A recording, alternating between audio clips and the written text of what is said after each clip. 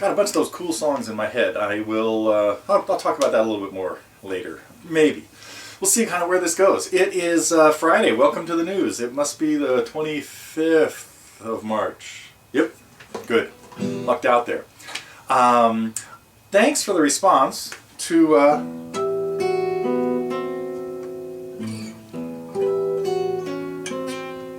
I'll talk a little bit more about the cross-picking idea in there a little bit later. I really just want to kind of run through a few things, tell you what was new this week, and do want to talk about cross-picking, and I want to talk about Lobo, just a little bit of the hints on I Love You to Want Me.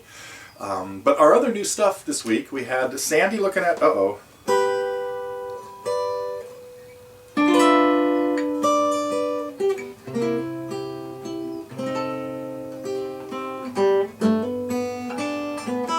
learn this. I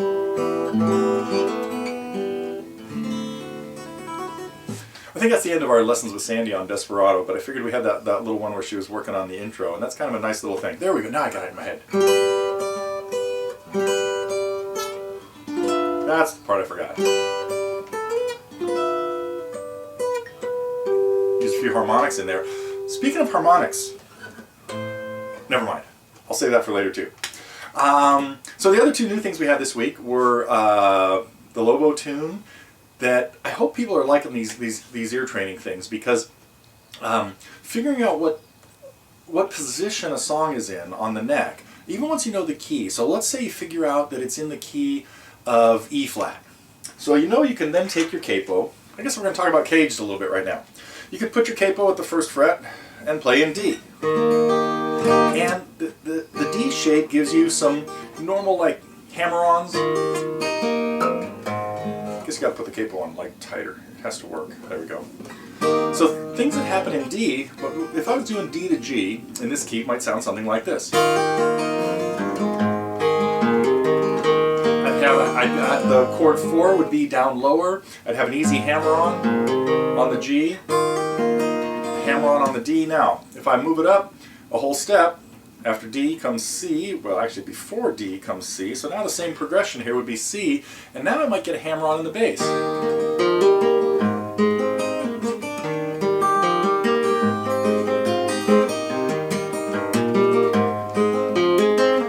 So the things that happen on a C chord or an F chord kind of work out a little differently.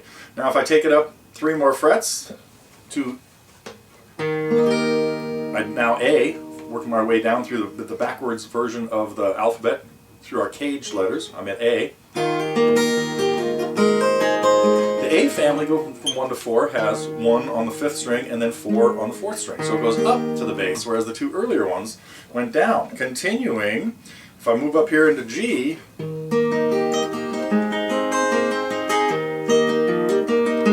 I get, again, a different sound. So when you're listening to something like, what was the song? I Love You to Want Me, and you figure out that, oh, I promised I wouldn't tell about this. I'll show Fred's lesson on it. But if you can listen to the highest notes, or if you hear hammer-ons on something. For example, if I'm in the key of E, and it's going from E to chord 2, F sharp minor, not much I can do on the F sharp minor. I might throw a hammer on, oh, that's a pain. But if I was in G, going to chord 2 would be A minor, and it real common thing would be to hear that A minor up on the first fret. Okay, I didn't really mean to get, I had enough tangents today planned, let alone this caged one, but I'm going to get a whole lesson together on that for everybody very soon, I think. The main tangent I wanted to get onto was this story here. I'm going to get the glare off this, because this is a later copy that was like glossy and stuff like that, but our world of King Crimson, that I'll tell you why they came back into my, there's of course I should just let you listen to this. I don't mean the album. But there was a story of Greg Lake told about the cover art, and that sort of classic, sort of scary, pretty gothic kind of thing. But it's because they had just finished recording this song. Uh-oh.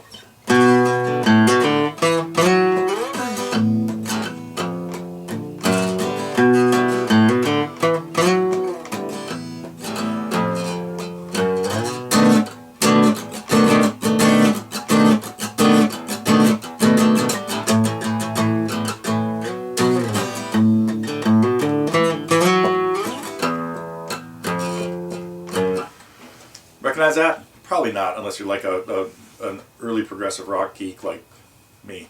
But that is a riffy tune. It's the opening song from the album In the Court of the Crimson King, called 21st Century Schizoid Man. And they just finished recording that, and a friend of Pete Sinfield's walked in with this artwork he had done, he'd been thinking about, that might be kind of cool. He had never heard the song, but he had this screaming face. So, and what got me back on the, I gotta tell you, I guess an interesting little sideline for, I just picked up an album, two albums recently, and this actually got stemmed from the death of Keith Emerson. I looked through some of my albums and saw what I had of his and stuff, and then I saw that in 2013 or 14, he had done a concert with Greg Lake, and they had done a lot of songs, a lot of early.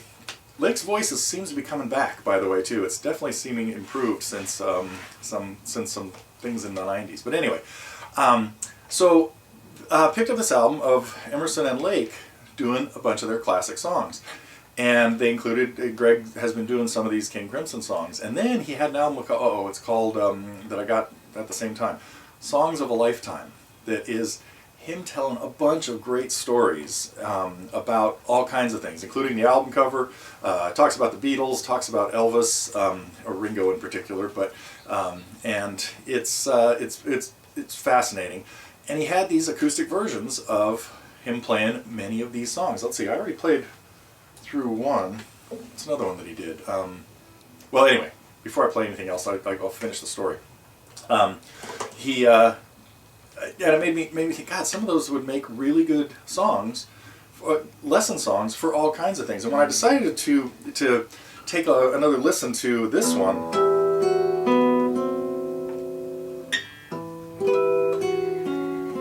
I thought, God, there's a lot of stuff in there, between harmonics, hybrid picking, using the pick to have this, and then grabbing those harmonics with fingers, the cross picking.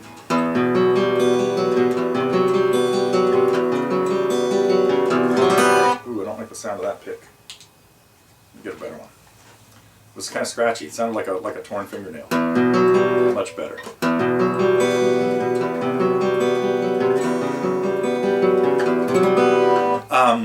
Anyway, lots of cool stuff in here. The octaves. Picking out a little melody. Anyhow, so the story on cross picking though is. The reason it sounds different than alternating picking. If I play that opening riff, or the arpeggio, starts on the E, huh?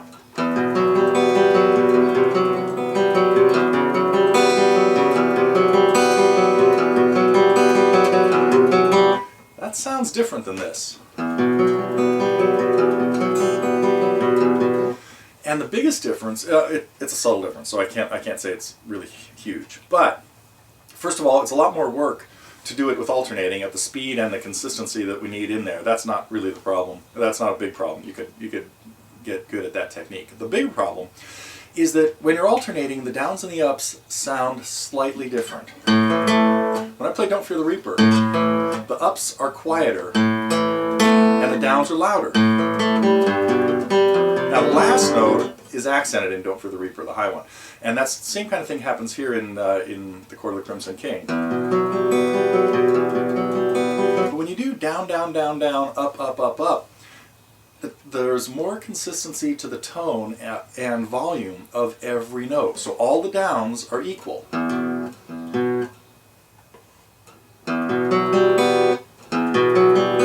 Whereas if I alternate them, the ups are a little softer.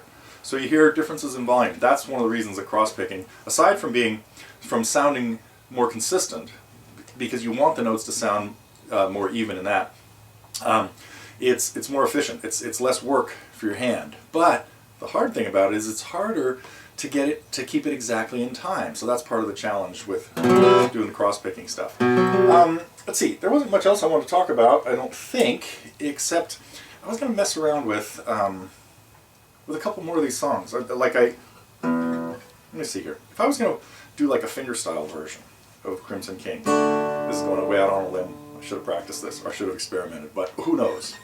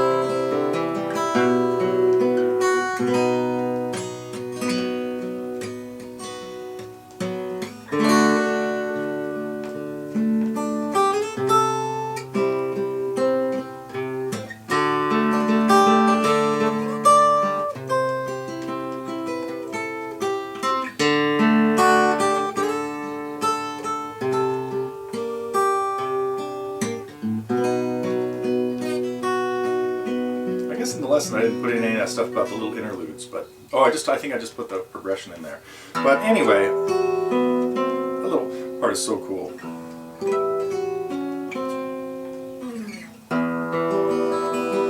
might have to think about doing more of these. So it was I really encourage you to check out Greg Lake's album, the Songs of a Lifetime. There's this one in there too. Let me see if I can figure this out.